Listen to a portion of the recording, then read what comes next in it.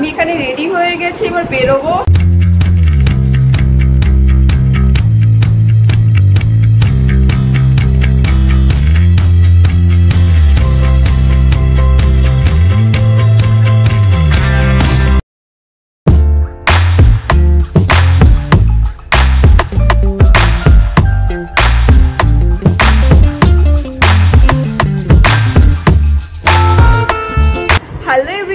Good afternoon, welcome back to my another blog. আজকে ষষ্ঠী, তোমাদের সবাইকে জানাই ষষ্ঠীর অনেক অনেক শুভেচ্ছা। পুজো তোমরা অনেক ভালোভাবে কাটাও।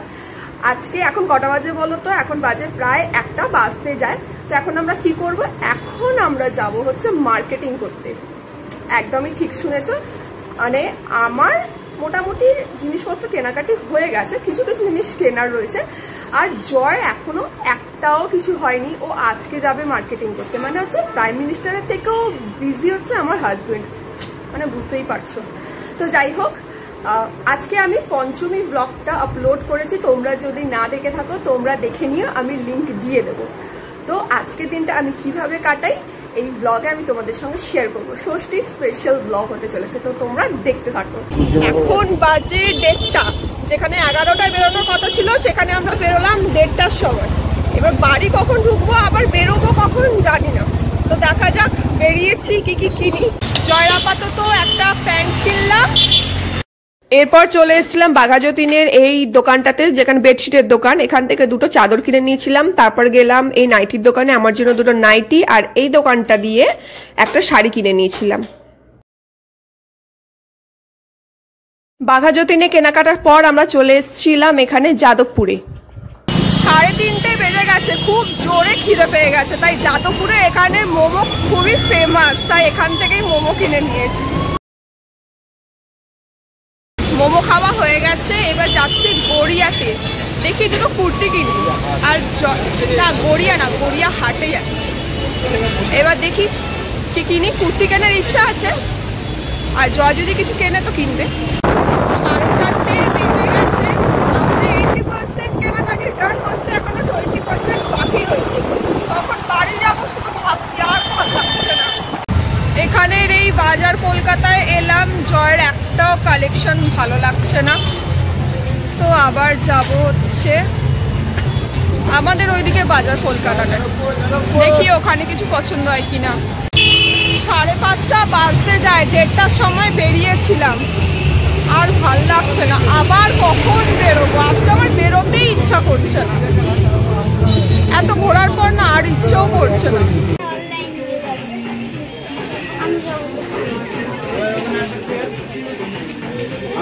চলে এসেছি নাকতলা বাজার কলকাতাটাতে। এখানে প্রচুর বড় স্পেস নিয়ে এটা রয়েছে, কালেকশনও খুব ভালো। বাবা আর জয়ের জন্য এখান থেকে নিয়ে নিয়েছি। 1:30টায় বেরিয়ে ঘরে ঢুকলাম 7:30টায়। 6.5 ঘন্টা ধরে মার্কেটিং হচ্ছে, তো সারা গা হাত পা ব্যথা, পুরো ফুল টায়ার্ড হয়ে গেছি। এখন 8টা বাজে, এই যে এখন চা খাচ্ছি, আর বেরোতে ইচ্ছা করছে না। বললাম বেরোবো না আজকে, তো বললো যে কাছাকাছি ঠাকুরগুলো দেখি, পুজো কটা দিন একটুখানি তো বেরোতেই হয়। তো যাই হোক, কি কি কিনলাম দেখানো হয়নি তোমাদের, সবকিছু এসে খোলাও হয়ে গেছে, আবার গুছিয়ে রাখাও হয়ে গেছে, ভুলে গেছি ব্লগ করতে। তো যাই হোক, যখন করবো তখন তো দেখবেই তোমরা। এখন আমি চা খাই।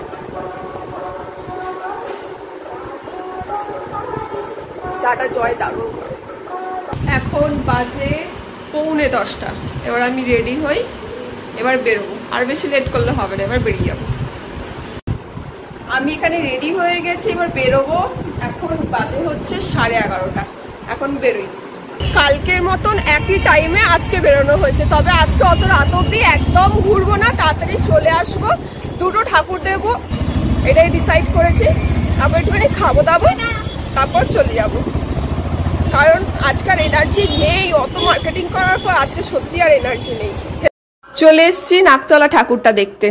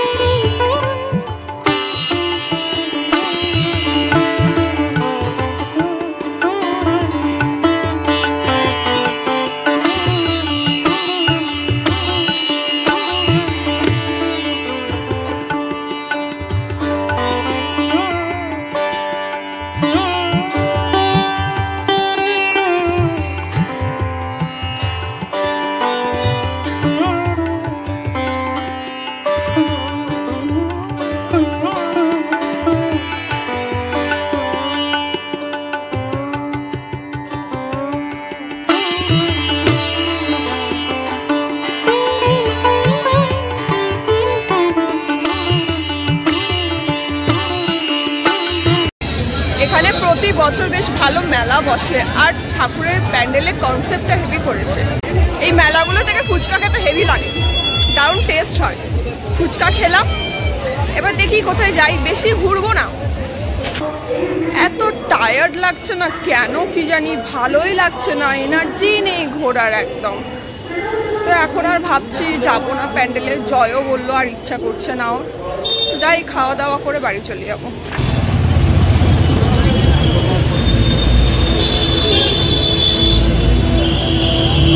এই কেন্দুয়ার ঠাকুরটা খুব ভালো করেছে, বাট আর ইচ্ছা হলো না যাবার। তো দেখা যাক, নেক্সট টাইম দেখবো। আমরা এখন এসছি পাটুলির চাউম্যানে। তো এখন জানি না, বাইরে তো অনেক লাইন দেখছি, এখন গিয়ে দেখি ওটা ওয়েটিং লাইন চলছে না বুঝতে পারবো। যেটা ভেবেছিলাম সেটাই, ওয়েটিং এ চলছে এখন। আবার এখানে কতক্ষণ লাগবে। মোটামুটি 15-20 মিনিট ওয়েট করার পরেই আমরা সিট পেয়ে গেছিলাম। আর এখানে অর্ডার দিয়ে দিয়েছিলাম চাউমিন স্পেশাল রাইস আর হচ্ছে চাউমিন স্পেশাল চিলি চিকেন।